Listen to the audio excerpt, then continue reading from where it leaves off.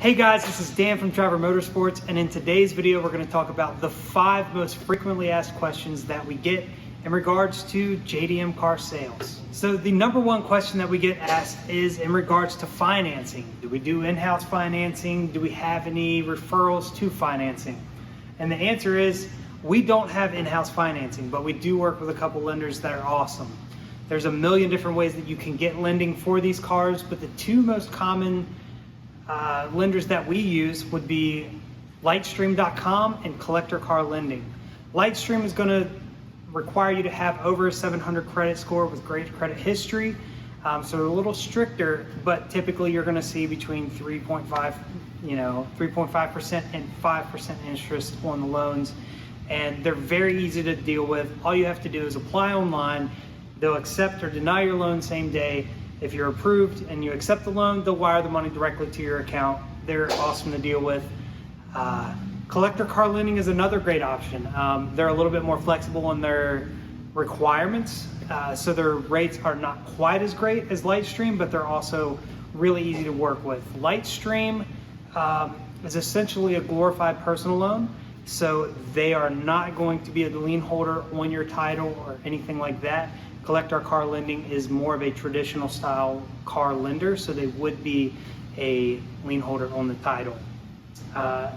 Aside from those 2, you've got USAA, Navy Federal, Woodside Credit, and then even locally, we've got some local lenders like Blue Eagle Credit Union that are great to work with as well. You can also probably get lending via your personal bank or credit union that you use now, but you would likely have to do some sort of personal loan on that. Moving on to the second most asked question, which is, do we accept trades? And the answer is no, but kinda. So really we don't offer trades. We have done a few in the past with vehicles that have been purchased through us in the past, but it's also really hard for us to do that because then we're gonna offer you less money than we could sell it for on consignment. So if you've got a really cool car that you want to trade or get rid of, definitely think about having us sell it for you on consignment. We're a little picky with those, so the worst you can do is send us some pictures and information, and we can say yeah or no, that's something that we would be able to sell for you. The number 3 most commonly asked question is about transport. We can arrange transport really anywhere in the 48 states, okay? So the contiguous 48 United States. We have done some shipping to Hawaii, to export, to a few things like that, but that's a little more difficult, and really all that we're doing is helping arrange transport to a port where it's going to be exported, and then it's kind of your baby. So transport is very simple. We will arrange for you what transport is. We'll work off of a quote, and we kind of know what the mile price is. Typically transporters are looking for a certain price per mile, depending on which way it's being transported. If it's a lowered vehicle, we typically suggest enclosed just because they're easier to get lowered vehicles in and out of. Open trailer is a little more inexpensive. Obviously the equipment is cheaper and costs less gas mileage to drive as well. So if you shoot us your zip code, we can run a quote for you and let you know how much that would be. We use a third-party dispatch system full of awesome transporters that we worked with in the past, and we're able to arrange transport literally anywhere in the country. So let us know. The 4th most commonly asked question is about insurance. How do you get insurance on these? Can you get insurance on these vehicles? How much does it cost? The last part of that, I don't really know. That's not really on me, but I usually try to ask some of our customers, generally what they're paying.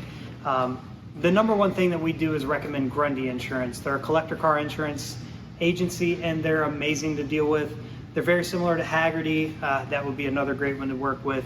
But also the current insurance company that you're using now may be able to insure that vehicle. Typically you would need to do that on an agreed value or stated value policy. Reason being, these vehicles don't have USDM 17-digit VINs, and they can't use that VIN to pull up a Blue Book value to write a policy on. So an agreed value or stated value policy basically says, I bought the car for X amount and I want to insure it for X amount. So that's how that works. just have to reach out to your current insurance provider and see if they do those policies. If not, State Farm, they're pretty awesome. And the last question that we'll talk about in this video is about deposits. Yes, we do take deposits on incoming vehicles and vehicles for sale. We do it in a couple different ways. If it's a vehicle that we have for sale, typically we're going to want to know that you already have pre-approval for funding or have the funds ready to go before we take that deposit. The deposit, as you guys have seen, everything sells super fast here. So the idea is that this deposit is just holding the vehicle until you can get here to see it or get money moved around or send us a wire transfer or whatever, right? So that is on vehicles that we currently have for sale. For vehicles that we have incoming, we'll happily take a deposit on any of those vehicles. We typically look for around 20 to 25% of the estimated sales price of the vehicle for the deposit. It's 100% refundable, no, exceptions to that. If the vehicle gets here and it's not for you, no problem. We'll refund you your money, 100% of it. So that's how we handle those. I hope this is helpful for you guys. If you guys have any other questions, comment down below. If you like the video, give us a thumbs up. It helps the algorithm and makes so more people can see these answers to the questions. So we'll see you next time. Subscribe.